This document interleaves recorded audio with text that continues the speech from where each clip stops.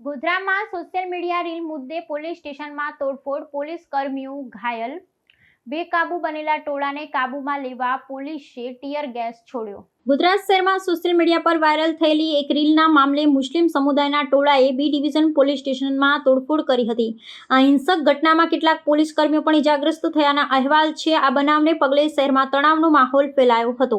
પ્રાથમિક અહેવાલો અનુસાર સોશિયલ મીડિયા પર વાયરલ થયેલી એક વિવાદાસ્પદ રીલને લઈ મુસ્લિમ સમુદાયના લોકોનું એક ટોળું ગુસ્સામાં પોલીસ સ્ટેશન પહોંચ્યું હતું। આ ટોળું બેકાબુ બનતા તેમણે પોલીસ સ્ટેશનની અંદર તોડફોડ કરી હતી। પરિસ્થિતિને કાબૂ લેવા માટે પોલીસે ટીયર ગેસના સેલ છોડવાની ફરજ પડી હતી। ઘટનાની જાણ થતાં જ પોલીસના ઉચ્ચ અધિકારીઓ તાત્કાલિક ઘટના સ્થળે પહોંચી ગયા હતા। પોલીસ અને વહીવટી તંત્રના સંયુક્ત પ્રયાસોથી હાલ પરિસ્થિતિ નિયંત્રણમાં છે ને વધુ અનિચ્છનીય ઘટના ન બને તે માટે પોલીસ બંદોબસ્ત ગોઠવી દેવામાં આવ્યો છે।